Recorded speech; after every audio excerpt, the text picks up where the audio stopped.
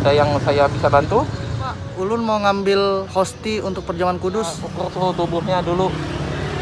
Ya.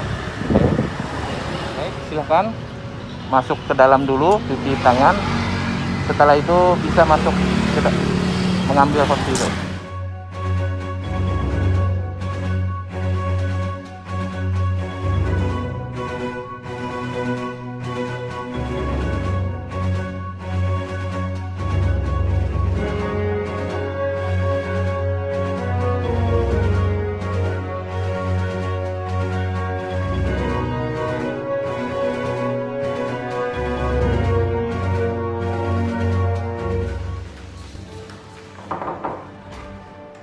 Permisi, saya mau ngambil hosti untuk perjamuan.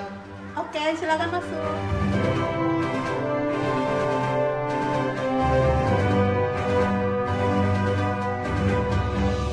Ngambil berapa orang? Untuk 1 orang aja, Bu.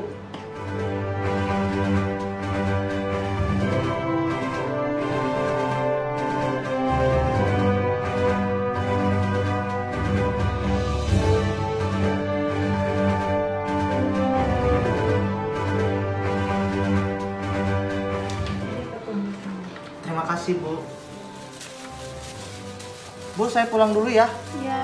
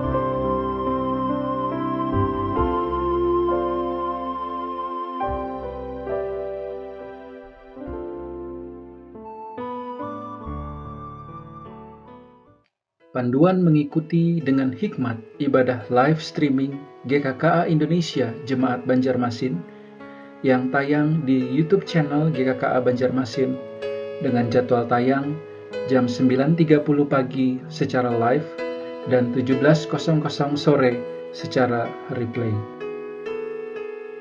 Apakah mengikuti kebaktian minggu dengan cara live streaming sebagai tanggapan terhadap COVID-19 dapat dianggap sebagai sebuah ibadah? Robert Weber mengemukakan 4 hal yang utama di dalam tahapan ibadah. Yang pertama, masuk ke hadirat Allah, lalu mendengar Tuhan berfirman, meresponi firman Tuhan dengan ucapan syukur, dan kita diutus untuk mengasihi dan melayani. Jika kita ingin kebaktian minggu dengan cara live streaming menjadi sebuah tindakan beribadah, maka kita harus dengan sengaja berusaha masuk ke hadirat Tuhan, memberikan perhatian penuh ketika Tuhan berbicara, menanggapi firman-Nya dengan ucapan syukur, dan akhirnya berkomitmen untuk mengasihi dan melayani dunia. Namun realitasnya, banyak orang yang mengikuti kebaktian minggu dengan cara live streaming tidak dengan sengaja mengambil langkah pertama untuk masuk ke hadirat Allah. Contoh, saat minggu pagi ketika baru saja terbangun dari tidur, masih dengan menggunakan baju tidur, kemudian menyalakan komputer atau gadget, lalu menonton kebaktian minggu sambil mempersiapkan sarapan, dan setelahnya sambil menyantap sarapan tersebut. Jika yang terjadi demikian, maka ibadah kemudian tidak lagi bersifat transenden atau kudus. Ibadah minggu akhirnya hanya menjadi sekedar makanan tambahan untuk sarapan di hari Minggu. Lalu bagaimana kita melakukan ibadah live streaming? Jika bersama dengan keluarga, maka pada hari Minggu itu bangunlah lebih awal untuk sarapan bersama. Bersekutulah di meja makan dan nikmatilah itu sebagai hari di mana bisa bersantai menikmati makan pagi bersama dengan keluarga. Sebelum berkumpul untuk mendengarkan atau mengikuti ibadah live streaming, bersihkanlah dirimu seperti yang biasa kita lakukan jika hendak ke gereja. Mungkin kita tidak perlu menggunakan pakaian terbaik seperti yang kita lakukan di hari Minggu biasa, tetapi kita perlu mengganti baju tidur kita. Ketika mendengarkan khotbah, semua orang duduk dengan tenang di ruang yang telah ditentukan bersama. Anak-anak tidak boleh berbaring atau bermain dengan mainan mereka sebagai wujud nyata menghormati kehadiran Tuhan di dalam ibadah. Ketika beribadah, hendaknya ikutilah arahan pemimpin ibadah, seperti waktu berdiri dan duduk. Sebisa mungkin berpartisipasilah dengan aktif. Setelah ibadah selesai, ada waktu yang singkat untuk berdiskusi bersama dengan menggunakan pertanyaan, apa yang telah dipelajari dari ibadah hari ini? Setelahnya, luangkanlah waktu untuk berdoa bersama. Ketika kita melakukan setiap tahapan ini dengan sengaja di rumah kita, maka kita sudah mengikuti 4 tahapan ibadah minggu. Lalu bagaimana jika hanya seorang diri? Maka kita pun harus melakukan persiapan untuk mengikuti ibadah. Selesaikan makan, berpakaian, dan bersiaplah sebelum ibadah dimulai. Ikutilah instruksi pemimpin pujian atau liturgis dan bersikaplah selayaknya mengikuti ibadah tersebut di gereja. Mempersiapkan secara fisik dan mental seolah-olah kita pergi ke gereja. Memastikan bahwa hati, pikiran, dan tubuh kita berada dalam keadaan yang benar untuk menyembah Allah. Selamat mengikuti ibadah live streaming GKKA Indonesia Jemaat Banjarmasin.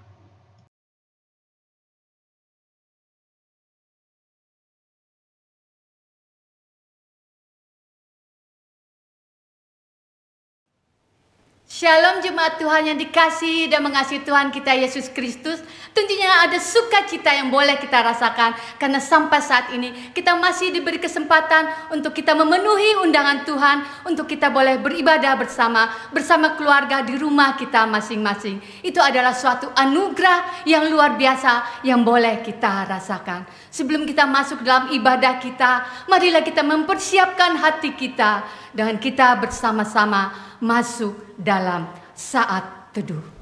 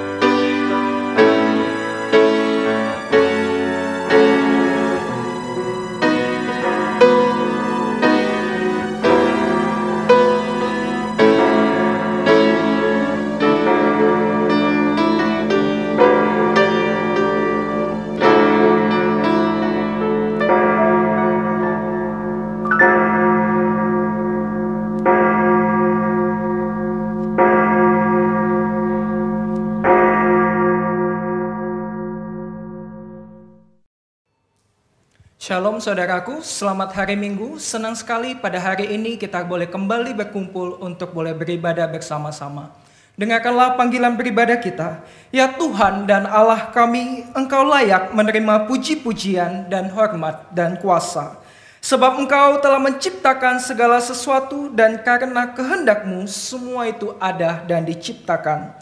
Beribadahlah kepada Tuhan dengan sukacita, datanglah ke hadapannya dengan sorak-sorai, ketahuilah bahwa Tuhanlah Allah, Dialah yang menjadikan kita dan punya Dialah kita, umatnya dan kawanan domba penggembalaannya.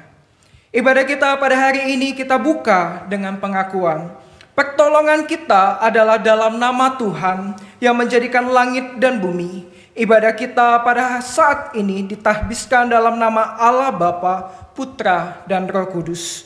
Kasih karunia, rahmat, dan damai sejahtera dari Allah, Bapa kita dan Kristus Yesus, Tuhan kita, dan persekutuan Roh Kudus menyertai saudara. Amin. Tuhan itu baik, bahkan teramat baik.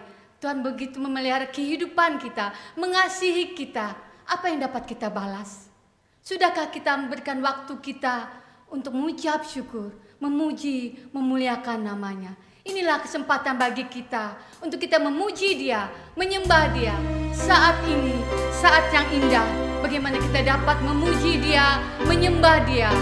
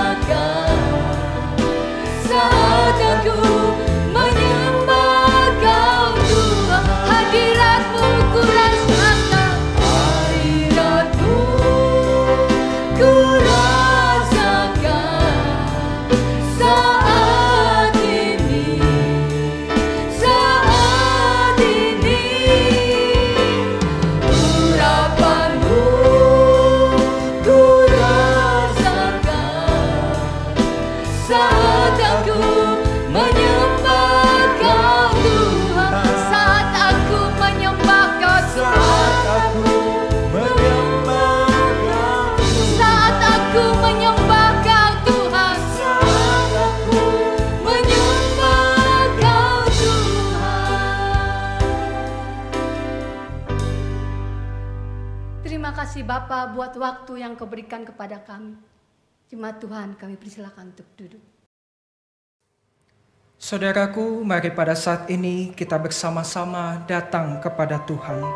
Kita meminta akan pengampunan daripada Tuhan. Kiranya belas kasihan Tuhan boleh melayakkan kita untuk dapat mempersembahkan diri kita seutuhnya.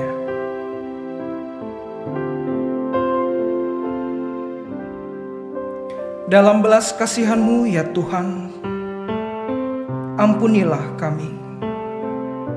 Kami datang dengan penuh kesadaran bahwa seringkali kami tidak menjalani akan hari-hari kami sesuai dengan kehendak-Mu. Baik dalam tindakan kami, perkataan kami, maupun di dalam pikiran kami.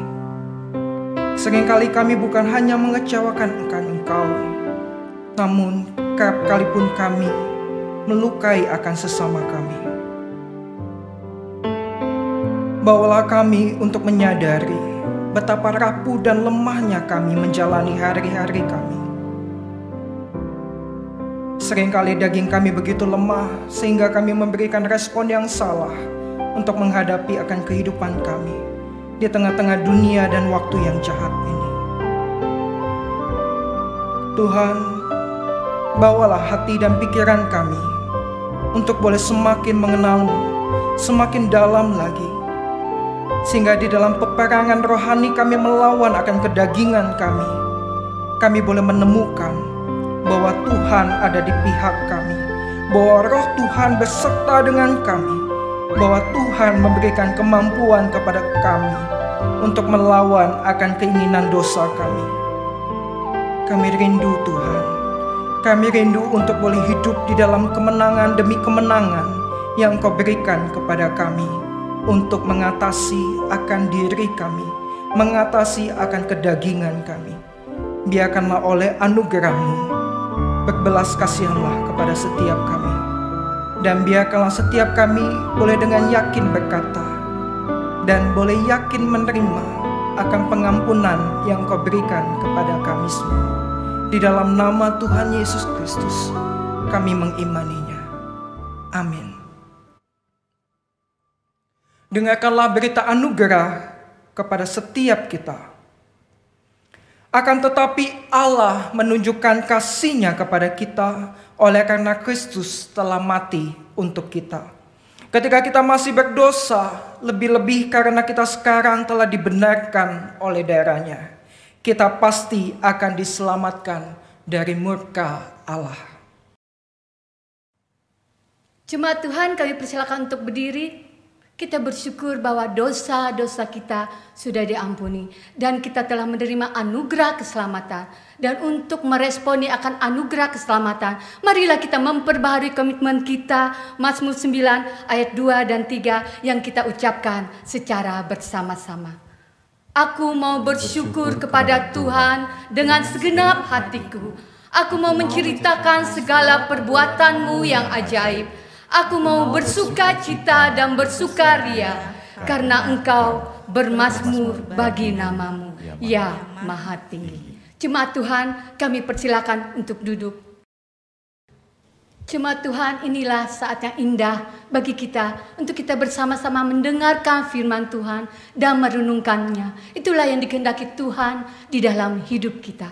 Biarlah melalui pujian ini mengingatkan kita akan kebaikan Tuhan yang tak pernah habis, dan kita tetap berjuang untuk menjadi murid Yesus yang sejati. Selidikilah aku, lihatlah hatiku, apakah aku sungguh mengasihi-Mu Yesus.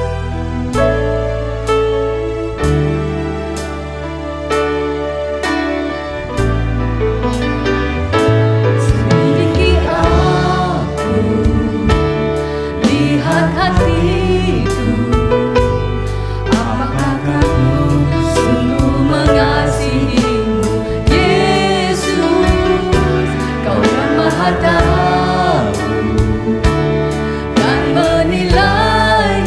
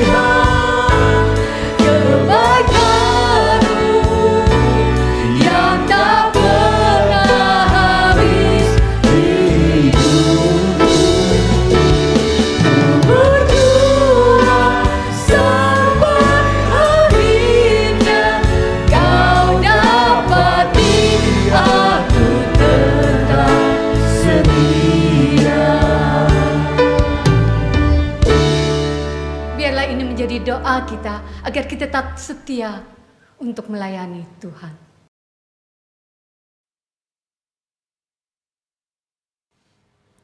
Shalom saudaraku, pada saat ini kita akan bersama-sama akan memasuki sebuah tema yang dibagikan kepada saya, yakni siapakah pusat keluarga. Saya mengajak kita semua membaca kebenaran firman Tuhan yang terdapat di dalam Yosua pasal yang ke-24 ayatnya yang ke-15. Tetapi jika kamu anggap tidak baik untuk beribadah kepada Tuhan, pilihlah pada hari ini kepada siapa kamu akan beribadah. Allah yang kepadanya nenek moyangmu beribadah di seberang sungai Efrat, atau Allah orang Amori yang negerinya kamu diami ini. Tetapi aku dan seisi rumahku, kami akan beribadah kepada Tuhan. Mari kita menundukkan kepala dan kita berdoa memohonkan Roh Kudus boleh menolong kita memahami akan kebenaran firman ini. Bapa Surgawi, kepadamu kami datang untuk mendengarkan akan kebenaran firman-Mu. Biarkanlah Engkau kiranya boleh berbicara kepada setiap kami. Engkau tahu betul kelemahan dan keterbatasan kami. Dan mohonkanlah kiranya Roh Kudus boleh membimbing, mengarahkan kami. Dan juga boleh menerjemahkan akan kebenaran firman Tuhan ini. Sebagaimana yang dapat kami pahami. Dan juga kiranya berikan kami kemampuan untuk boleh mengerjakannya di dalam kehidupan kami. Ini doa kami, ini ucapan syukur kami di dalam nama Tuhan Yesus Kristus. Amin. Saudara, jikalau pada saat ini diberikan kepada kita pertanyaan sesuai dengan tema kita, siapakah pusat atau apakah pusat keluarga kita? Saat ini saya meminta kita untuk mencoba memikirkan akan satu hal yang paling berharga yang Anda miliki pada saat ini. Anda dapat berkata bahwa itu mungkin adalah rumah. Anda juga dapat berkata mungkin itu adalah mobil yang baru saja Anda beli dengan tabungan yang Anda kumpulkan selama bertahun-tahun. Atau mungkin Anda juga dapat berkata tas branded yang Anda beli. Atau mungkin perhiasan-perhiasan yang diberikan oleh orang-orang yang mengasihi Anda.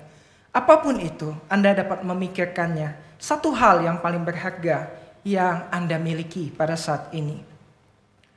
Dan firman Tuhan pada hari ini akan diawali dengan sebuah cerita tentang seorang anak yang bertanya kepada mamanya, "Mama, barang apakah atau hal apakah yang berharga buat mama?" Pertanyaan yang hampir sama seperti yang barusan kita pikirkan bersama-sama. "Mama, apa sih yang paling berharga buat mama?" Kemudian mamanya menjawab, "Yang berharga buat mama," karena ini anak perempuannya yang menanyakan begitu ya, sehingga anak perempuan ini, mamanya pun berkata, "Tentu saja kamu kan anak mama yang paling cantik, tentu kamu yang berharga." Namun kemudian jawaban atau respon balik dari anak ini mengagetkan akan mamanya. Anaknya berkata demikian, "Mama, jikalau memang aku yang berharga, jikalau memang aku ini penting buat mama, mengapa mama lebih memilih untuk menyerahkan aku kepada babysitter?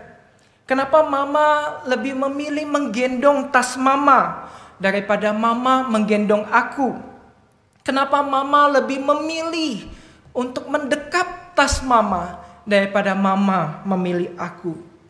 Bahkan ketika aku terjatuh, mama hanya berteriak kepada asisten rumah tangga atau kepada baby sister bahwa aku terjatuh.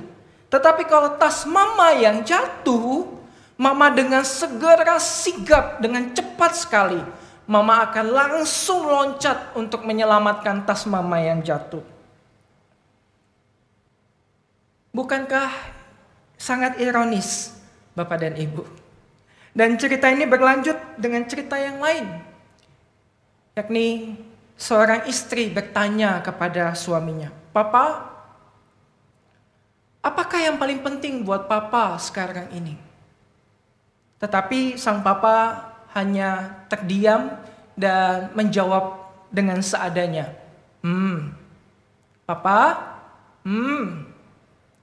Mama sedang berbicara dengan papa. Papa dengerin, bicara aja.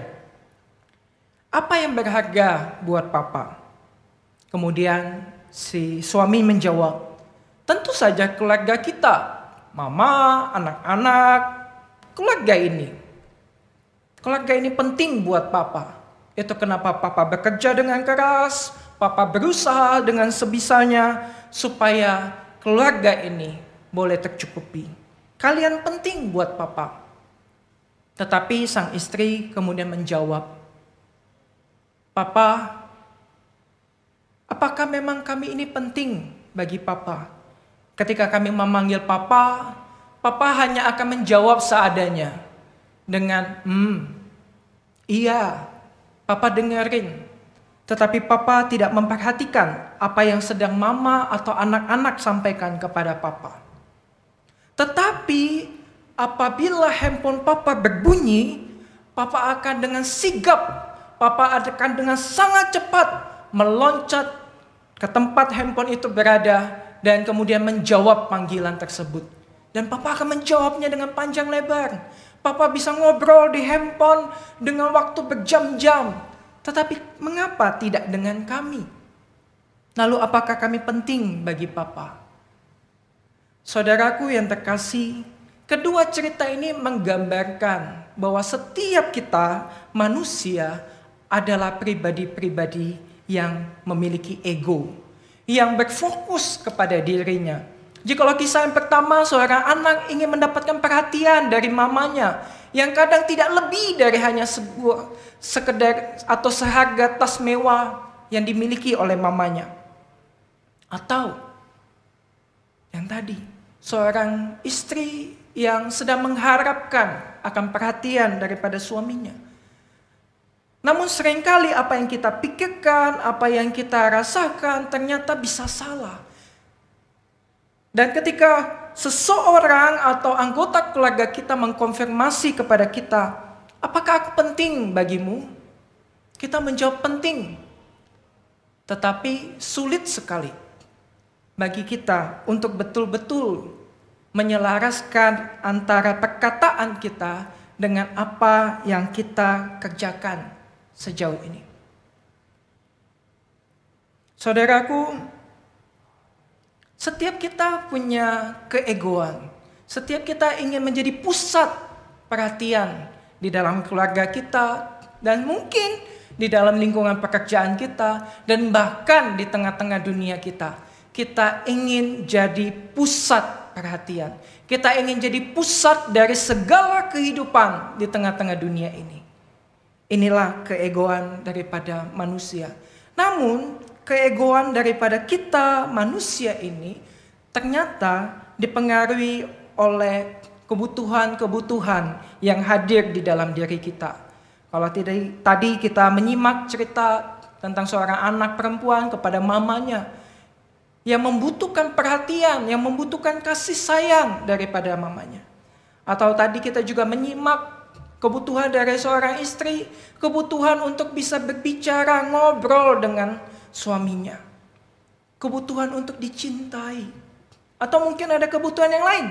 Kebutuhan untuk biaya bulanan, biaya belanja, dan kebutuhan-kebutuhan yang lainnya.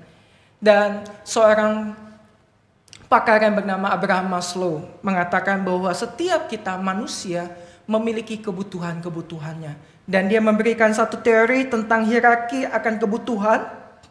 Kebutuhan yang paling mendasar itu adalah kebutuhan yang bersifat psikologis. Bersifat benda begitu ya. Entah itu kebutuhan makan, kebutuhan minum, pakaian, dan juga kebutuhan akan bereproduksi. Ini kebutuhan yang paling dasar yang dimiliki oleh semua manusia. Naik sedikit di atasnya ada kebutuhan akan rasa aman. Bahwa dirinya itu dilindungi. Bahwa dia itu tidak punya ancaman di lingkungannya. Mengenai kesehatannya atau juga hal-hal yang lainnya.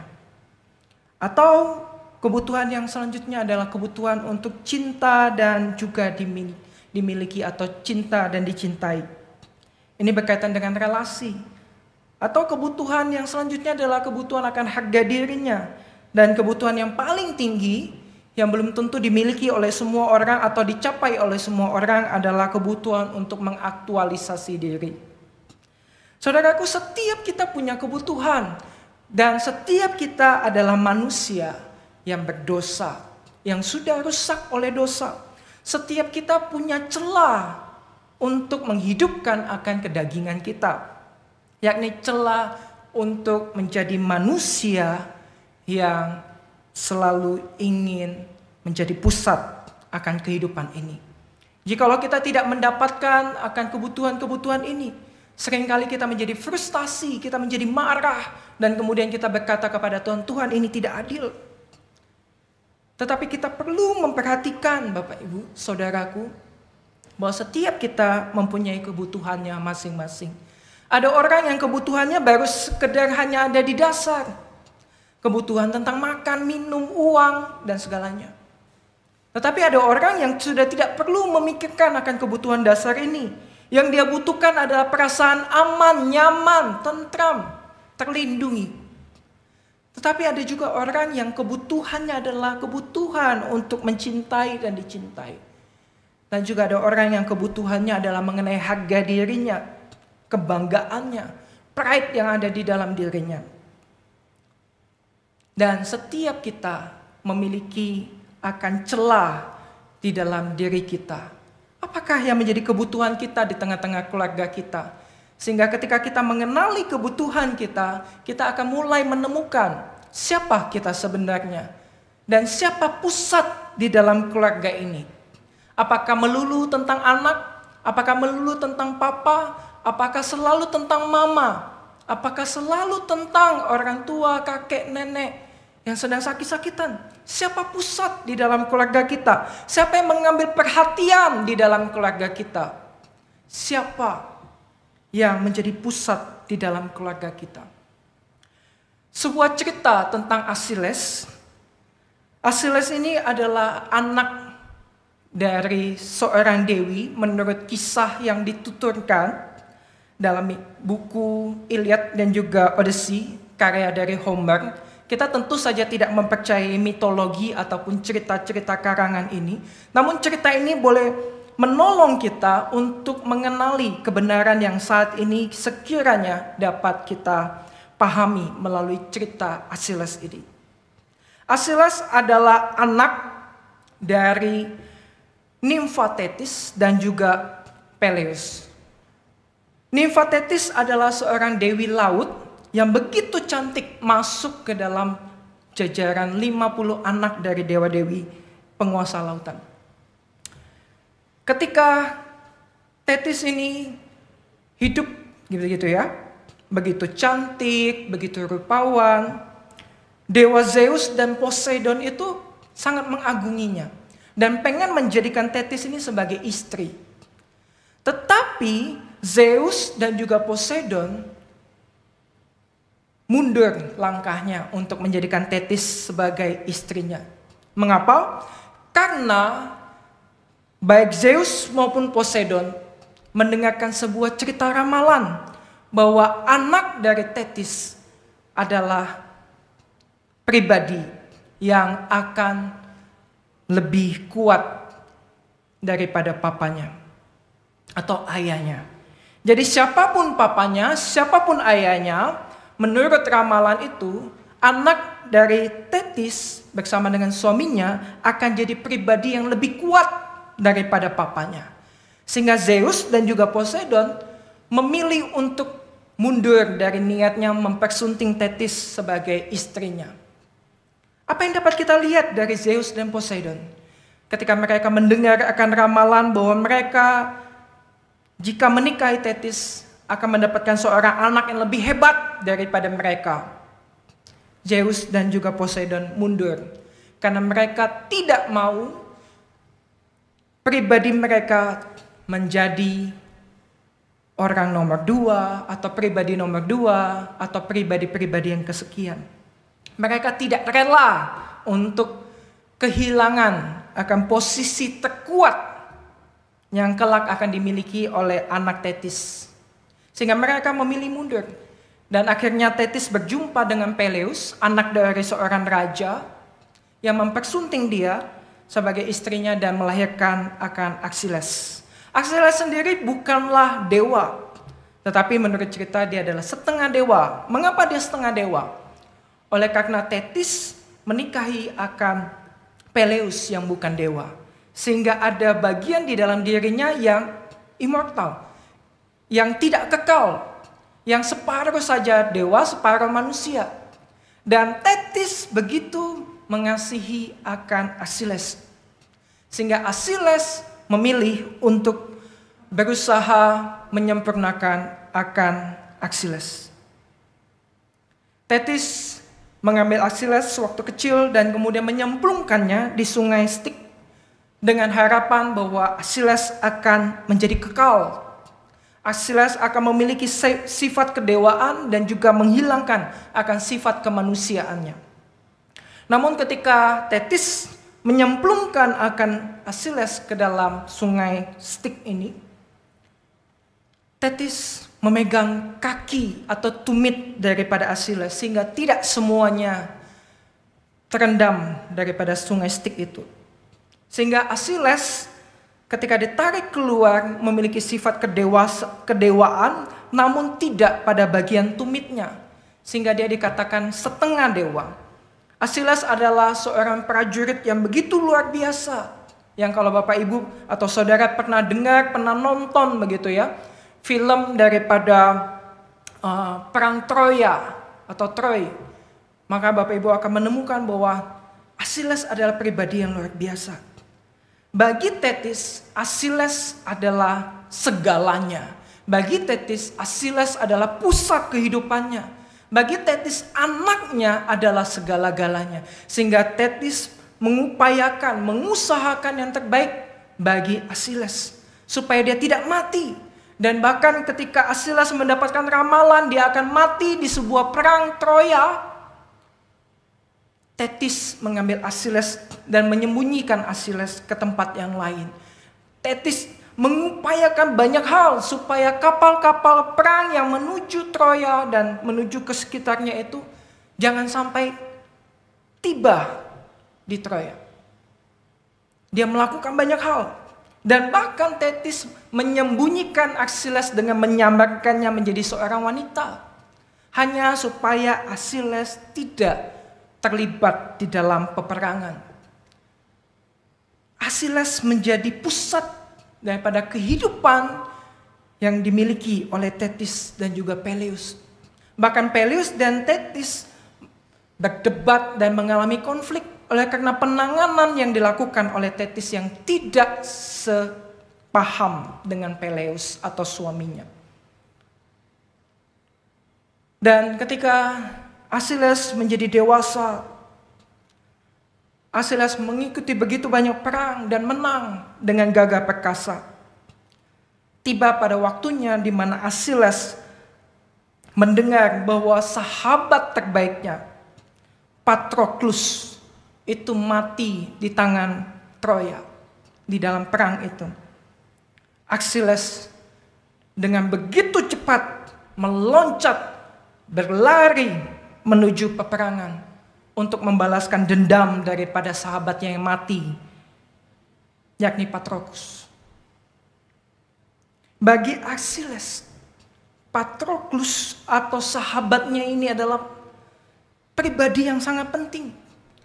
Dia adalah pusat kehidupan daripada Aksiles, sehingga Aksiles dengan cepat, dengan segera ingin membalaskan dendam daripada Patroclus ini. Dan disinilah akhir kisah daripada Aksiles ketika dia datang untuk membalaskan dendam Patroclus.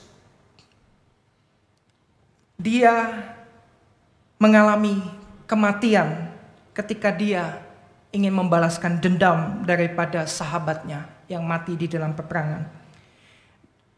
Prajurit yang gagah perkasa ini mati hanya karena sebuah anak panah yang menembus akan tumit kakinya yang tidak dipegangi, yang tidak dicelupi akan air stik ketika ibunya ingin membuat Asilas menjadi dewa.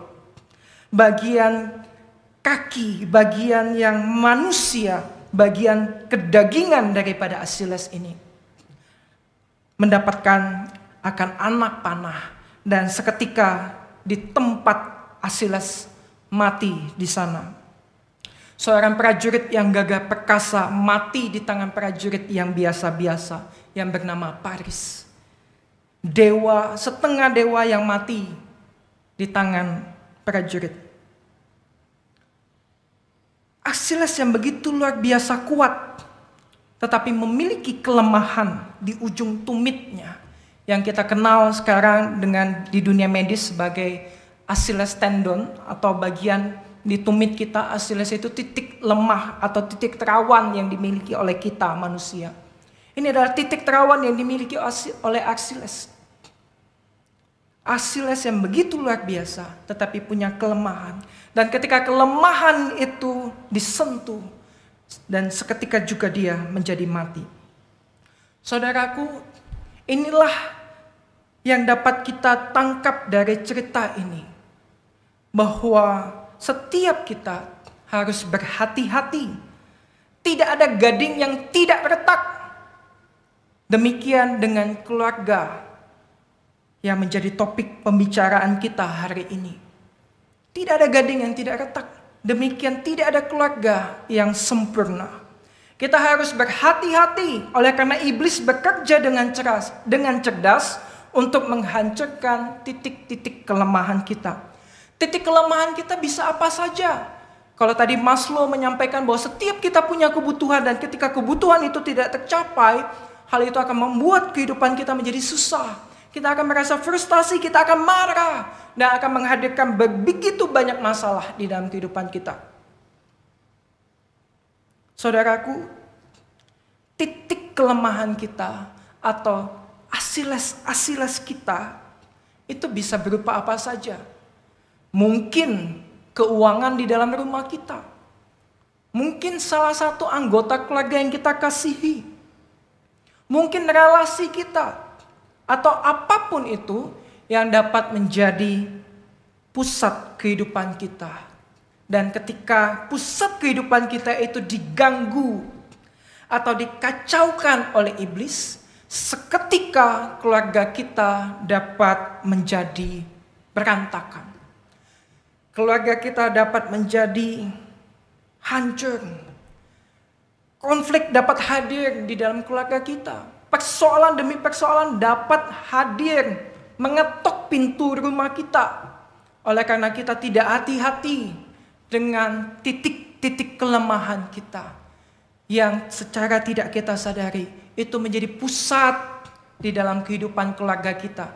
Sehingga ketika itu disentuh sedikit saja, kita menjadi terusik dan menjadi begitu bermasalah. Oleh karena mengapa demikian, saudaraku?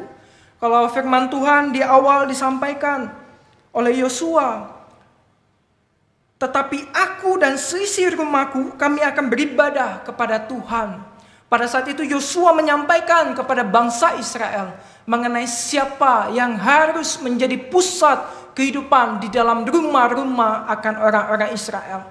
Oleh karena mengapa? Oleh karena mereka pada saat itu baru keluar dari tanah Mesir. Selama bertahun-tahun mereka memutari akan padang pasir. Mereka berperang, mereka berjumpa dengan berbagai kebudayaan. Dan terlebih ketika mereka mengalami perbudakan di Mesir, mereka terbiasa melihat dewa-dewi yang bertaburan di mana-mana untuk disembah. Kesuburan ada dewinya, kekayaan ada dewanya, kekuatan ada lagi dewanya. Sehingga ketika Tuhan memimpin bangsa Israel keluar dari tanah Mesir, dan ketika Tuhan meminta Israel untuk menyimak akan setiap perjalanan kehidupan mereka dan kebaikan-kebaikan yang telah Tuhan kerjakan di dalam kehidupan mereka selama masa kehidupan mereka atau nenek moyang mereka. Tuhan mau Israel memperbaharui janjinya. Tuhan mau Israel melihat kehidupannya kembali dan kemudian boleh melihat kepada Allah sebagai pusat kehidupan mereka. Sehingga di dalam Yosua pasal 24 ayat 15 katakan, aku dan seisi rumahku, kami akan beribadah kepada Tuhan. Tidak ada yang lebih penting daripada Tuhan kami. Tidak ada dewa-dewi lain yang kami sembah. Atau ilah-ilah lain yang kami sembah. Dan saudaraku, ilah-ilah itu bukan saja dalam bentuk patung. Atau dalam bentuk dewa-dewi.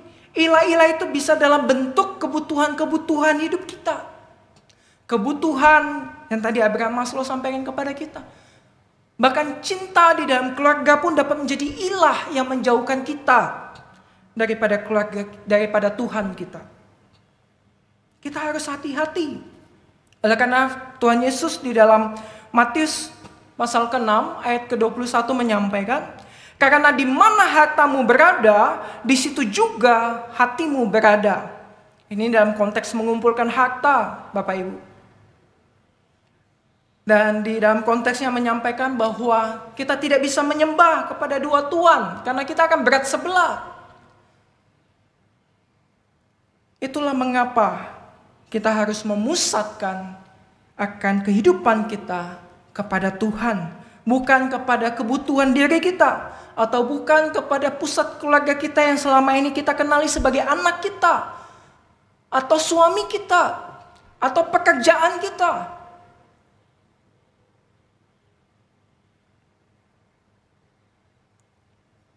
Di mana hartamu berada, disitulah hatimu berada. Jikalau kita menyimak cerita-cerita di dalam Alkitab, kita akan menemukan bahwa ada begitu banyak tokoh-tokoh juga memiliki pusat-pusat perbehalaannya sendiri. Bahwa setiap kita manusia sangat rentan untuk mengilahkan akan hal-hal lain di luar Tuhan. Kita dapat lihat Simpson melihat pasangannya sebagai segalanya. Kita dapat lihat Hana melihat anak sebagai segalanya. Kita dapat lihat Yudas yang lebih mementingkan uang daripada relasinya bersama dengan Tuhan. Kita dapat lihat Yakub yang berkonflik dengan saudaranya demi hak kesulungan. Kita dapat lihat Kain yang membutuhkan pengakuan sehingga rela membunuh akan saudaranya. Kita bisa melihat Petrus yang lebih mengutamakan penerimaan dari orang-orang sebangsanya. Bagi mereka itu adalah segalanya. Dan bagaimana dengan kita? Apa yang menjadi pusat perbehalaan kita? Apa yang menjadi penting bagi kita? Apakah itu Tuhan kita atau kebutuhan-kebutuhan kita? Apa yang menjadi kebutuhan kita? Apakah Tuhan ada dalam setiap kebutuhan kita? Kita dapat melihat sebuah cerita tentang Ayub. Ketika iblis mendatangi Tuhan untuk mencobai Ayub. Iblis meminta kepada Tuhan. Meminta izin kepada Tuhan untuk mencobai Ayub. Ayub mengalami begitu banyak hal yang menyakitkan dan begitu pahit. Ayub kehilangan anak-anaknya. Dia kehilangan harta bendanya. Dan bahkan dia mendapati sakit penyakit yang begitu sangat menyiksanya. Tetapi itu semua tidak membuat dia kehilangan Allah. Karena pusat kehidupannya adalah Allah. Dia bergumul, betul saudaraku. Dia bertanya-tanya kepada Tuhan, betul saudaraku. Tetapi dia tidak kehilangan pegangan hidupnya. Yakni Allah yang dia kenal. Yang menjadi pusat kehidupannya selama ini. Relasinya dengan istrinya, bahkan istrinya berkata, apakah engkau tidak marah kepada Tuhan? Apakah engkau masih mau menyembah kepada Tuhanmu? Relasi yang juga hancur berantakan. Tetapi Ayub kokoh dalam iman percayanya. Ayub yakin bahwa Allah ada di dalam hidupnya. Dan ketika dia menjadikan Allah sebagai pusat kehidupannya, ketika Allah melihat akan imannya, Allah memulihkan kehidupannya. bahkan berkali-kali lipat. Jikalau kita menyimak bagian akhir daripada kitab Ayub, kita akan menemukan ada anak-anak perempuan yang disebutkan. Dalam kitab Perjanjian Lama tidak biasa nama seorang perempuan itu dituliskan di sana. Tetapi di kitab Ayub, nama anak-anak perempuan Ayub dicatatkan. Dan dikatakan mereka cantik-cantik. Bahkan setiap harta benda yang sebelumnya dimiliki Ayub dikembalikan Tuhan berkali-kali lipat. Karena Tuhan adalah pusat kehidupan Ayub. Ayub tidak takut kehilangan. Ayub tetap berpegang teguh kepada Tuhan. Saudaraku, apakah kita mampu berkata bahwa Tuhan adalah segala-galanya? Apakah kita mampu mengalami apa yang Ayub alami? Apakah kalimat atau ayat firman Tuhan yang dituliskan Paulus di dalam Filipi pasal yang pertama ayat 21 ini dapat menjadi pegangan kita? Karena bagiku hidup adalah Kristus dan mati adalah keuntungan. Sanggupkah kita berkata demikian? Bahwa hidup adalah tentang Kristus. Bukan tentang pekerjaanmu. Bukan tentang harta bendamu. Bukan tentang rumahmu. Bukan tentang anakmu. Bukan tentang relasimu. Tetapi hidup adalah tentang Kristus. Apakah engkau mampu berani berkata sebagaimana Paulus berkata kepada jemaat yang ada di Filipi? Untuk hidup adalah Kristus. Paulus menyampaikan kesaksiannya. Paulus menyampaikan tentang apa yang Tuhan kerjakan di dalam kehidupannya. Sehingga dia rela melakukan apapun di dalam kehidupannya untuk memberitakan nama Tuhan. Paulus memilih apa yang baik, yakni Kristus. Menjadikan Kristus sebagai pusat kehidupannya. Dan dia pun ingin jemaat yang ada di Filipi untuk menjadikan Kristus sebagai pusat kehidupannya. Bukankah kita juga melihat kehidupan akan jemaat mula-mula ketika mereka mengalami penganiayaan. Mereka rela menjual semua harta benda mereka. Mereka rela menjual tanah rumah mereka. Oleh karena mereka tahu bahwa Tuhan lebih penting. Bahwa memberitakan nama Tuhan itu menjadi lebih penting. Dan kehidupan bersama-sama dengan orang-orang percaya, berkomunitas, itu menjadi segala-galanya bagi mereka. Saudaraku, mampukah kita berkata bahwa Kristus Allah adalah pusat kehidupan kita? Allah hadir di dalam setiap kelemahan kita, saudaraku. Titik-titik lemah kita, mari kita imani dan kita berharap kepada Allah sebagai anak-anak Allah. Sebagaimana Roma katakan pasal 8 ayat 35. Siapakah yang akan memisahkan kita dari kasih Kristus? Penindasan atau kesesakan atau penganiayaan atau kelaparan atau ketelanjangan atau bahaya atau pedang?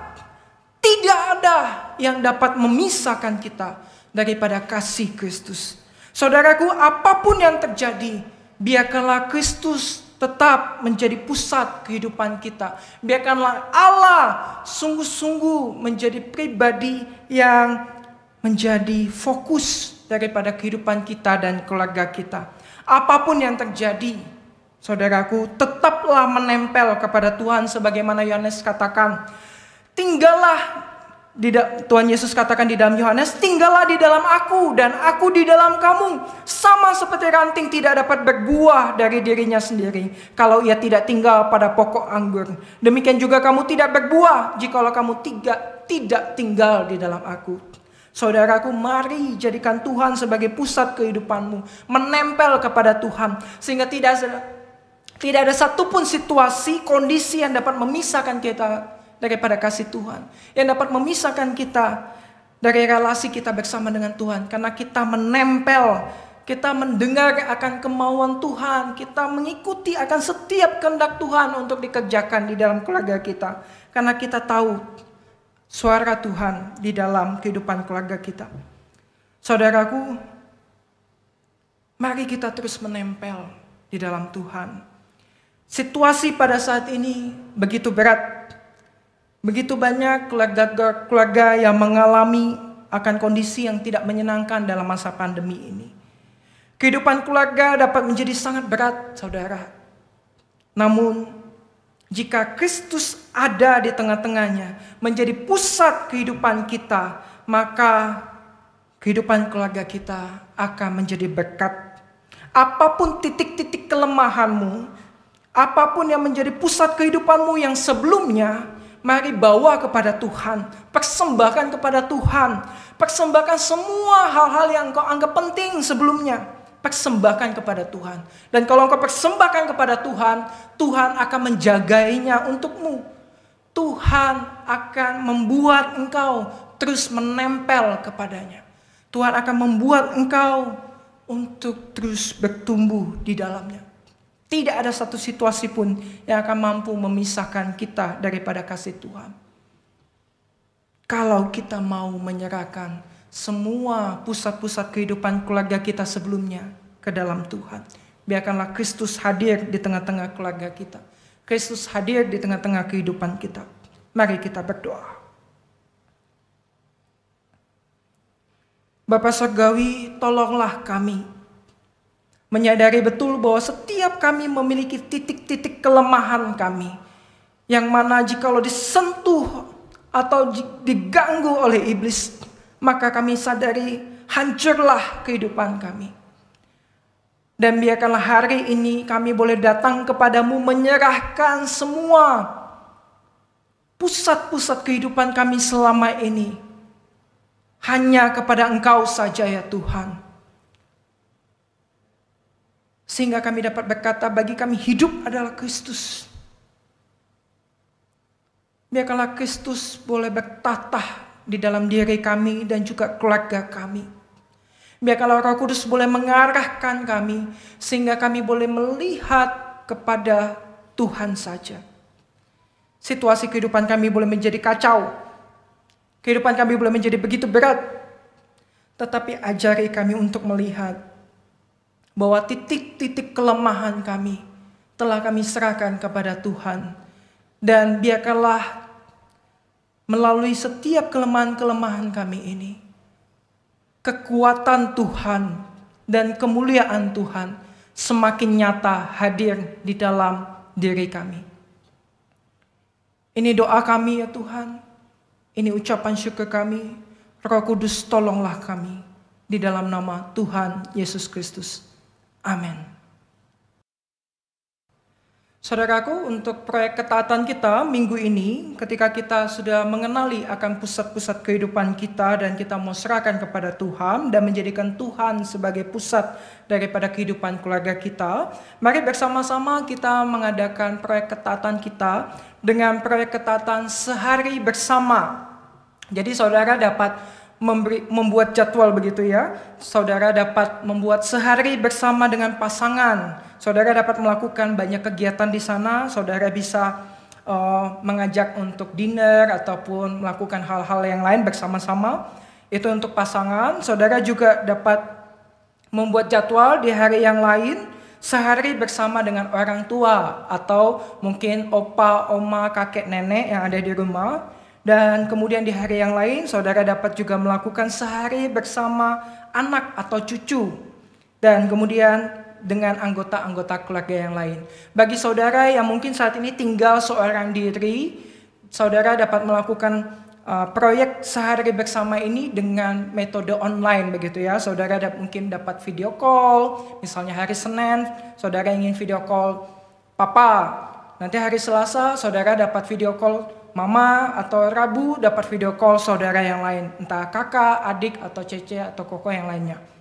Dan kemudian saudara melalui jadwal-jadwal ini dapat melakukan banyak hal. Misalnya kepada anak, saudara dapat, misalnya contoh ya begitu ya, Senin sore saudara dapat movie night bersama-sama, saudara dapat membantu anak mengerjakan PR, saudara dapat beli es krim, makan bersama-sama, kemudian saudara dapat bermain bersama dengan anak. Hanya berdua saja begitu ya. Dan kemudian mungkin dengan pasangan di Rabu malam atau di hari yang lain, saudara dapat melakukan banyak aktivitas.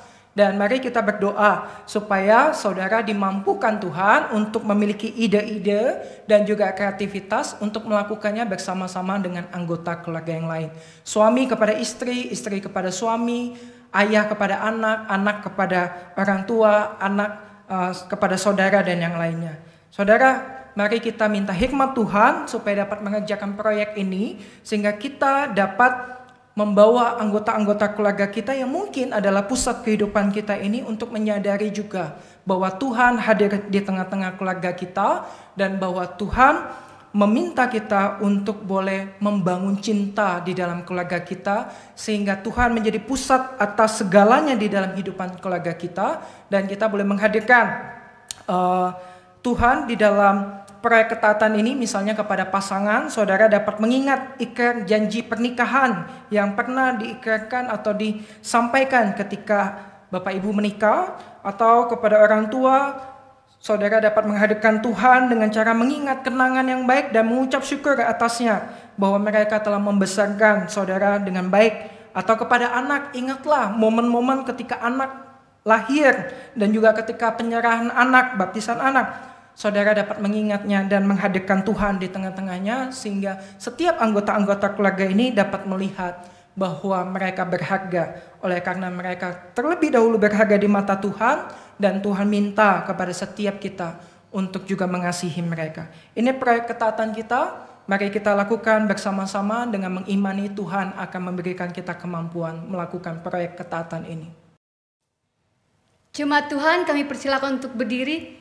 Marilah kita bersama umat kudus Allah di sepanjang abad dan tempat untuk mengucapkan pengakuan iman rasuli yang berbunyi, Aku percaya kepada Allah, Bapa yang Maha Kuasa, Halik langit dan bumi, dan kepada Yesus Kristus, Anaknya yang tunggal Tuhan kita, yang dikandung daripada Roh Kudus, lahir dari anak darah Maria, yang menderita sengsara di bawah pemerintahan Pontius Pilatus, disalibkan, mati dan dikuburkan, turun ke dalam kerajaan maut. Pada hari yang ketiga, bangkit pula dari antara orang mati, naik ke sorga, duduk di sebelah kanan Allah, Bapa yang Maha Kuasa, dan dari sana Ia akan datang untuk menghakimi orang yang hidup dan yang mati. Aku percaya kepada Roh Kudus, gereja yang kudus dan am, persekutuan orang kudus, pengampunan dosa, kebangkitan orang mati, dan hidup yang kekal. Amin. Jemaat Tuhan, kami persilakan untuk duduk. Sebagai ungkapan syukur kita atas penyertaan Tuhan di dalam hidup kita, marilah kita memberikan persembahan kita yang terbaik bagi Tuhan. Dan ayat persembahan 2 Korintus 9 ayat yang ke-7, hendaklah masing-masing memberikan menurut kerelaan hatinya, jangan dengan sedih hati atau karena paksaan, sebab Allah mengasihi orang yang memberi dengan sukacita. Persembahan hari ini ada dua, pertama untuk kas gereja dan kedua untuk pelayanan misi. Persembahan syukur atau kas dapat ditransfer ke rekening Bank BCA atau Bank Danamon atau dengan scan QR kode menggunakan aplikasi online, dan persembahan misi dapat ditransfer ke rekening misi di Bank Mandiri ataupun dengan scan QR kode misi yang berbingkai biru pada layar. Mari jemaat Tuhan, bawalah persembahanmu yang terbaik bagi Tuhan.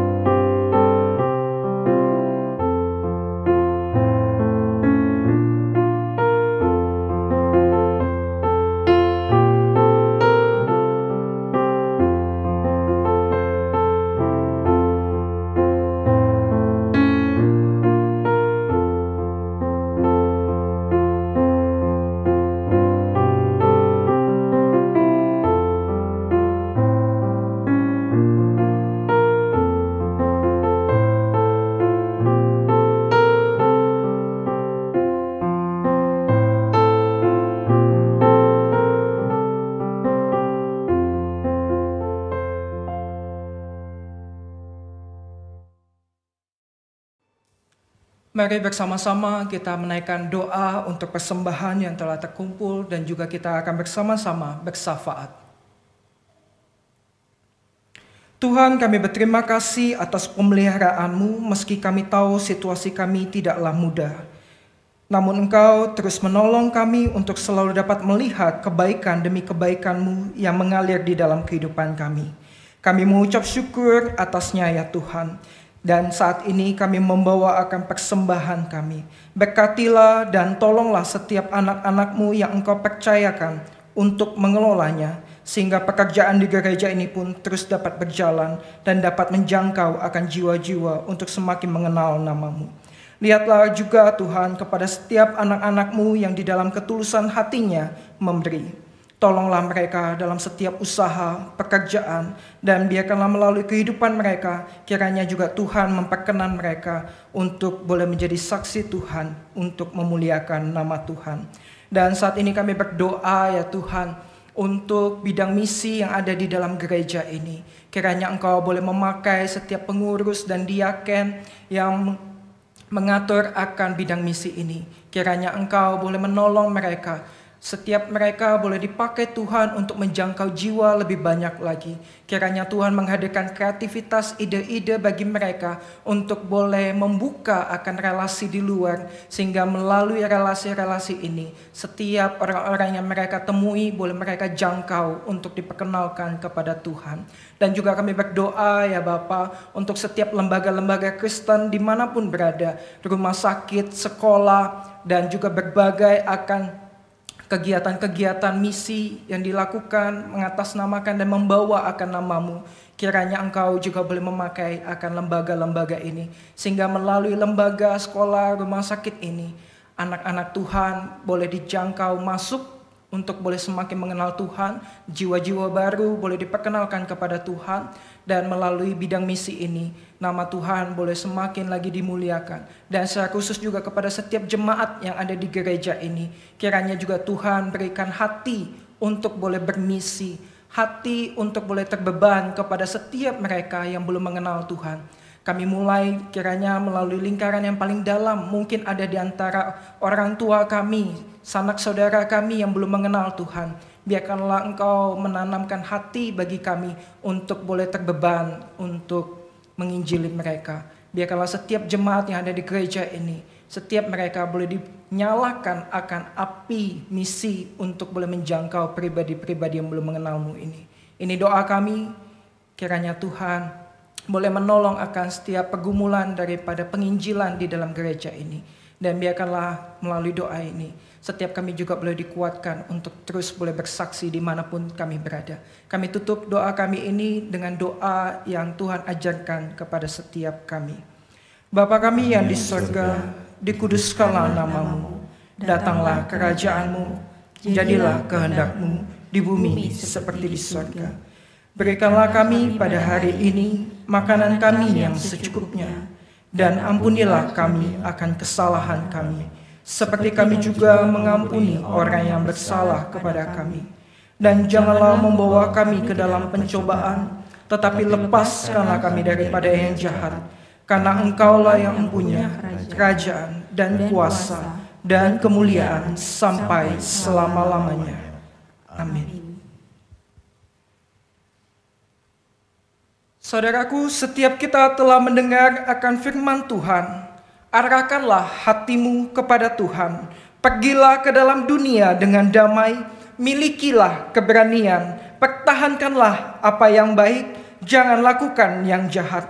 Hiburlah mereka yang tawar hati, kuatkanlah yang lemah, bantulah yang menderita, hormati semua orang, kasihi dan layanilah Tuhan, bersukacitalah dalam kuasa Roh Kudus. Amin. Jemaat Tuhan yang terkasih, sebelum kita mengakhiri ibadah kita pada hari ini, marilah kita naikkan pujian hormat hanya bagi Tuhan. Suci, suci, suci.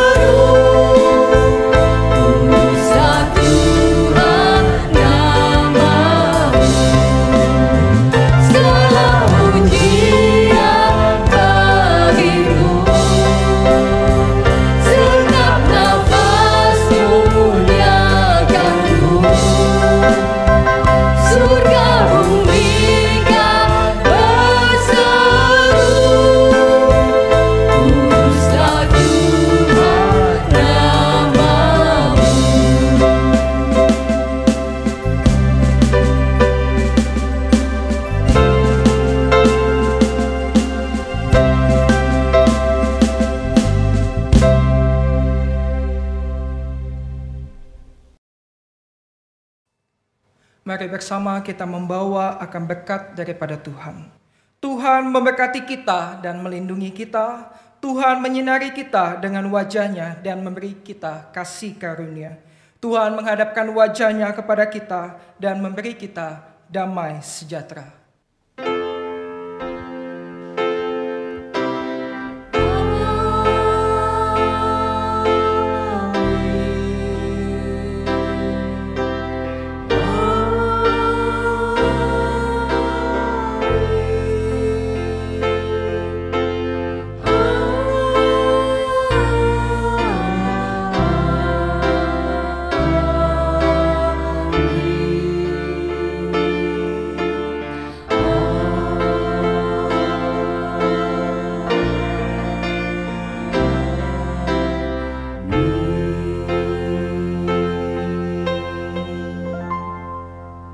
Jemaat Tuhan, kami persilakan untuk duduk untuk dapat bersaat teduh. Ibadah kita selesai, sesaat lagi kita bersama-sama akan menyaksikan Warta Jemaat.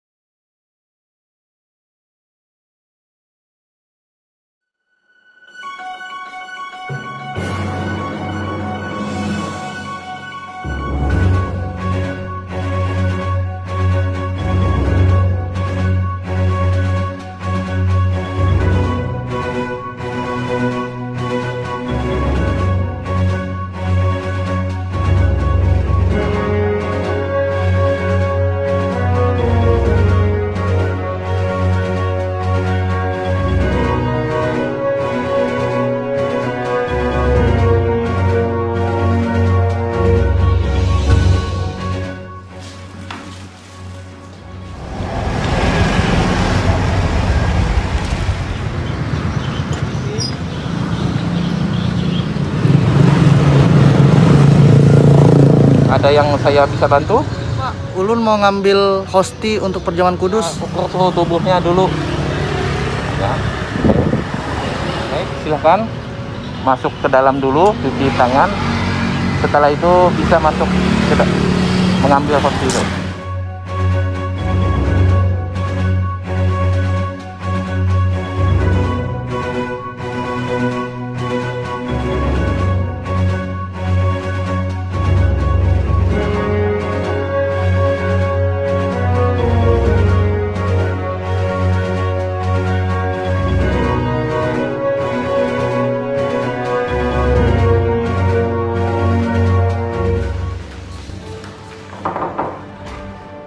Permisi, saya mau ngambil hosti untuk perjamuan.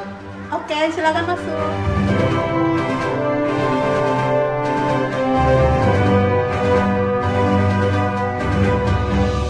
Ngambil berapa orang?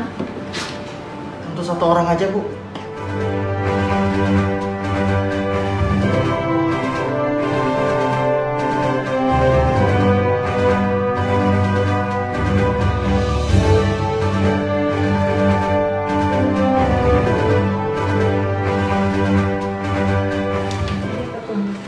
Terima kasih, Bu. Bu, saya pulang dulu ya.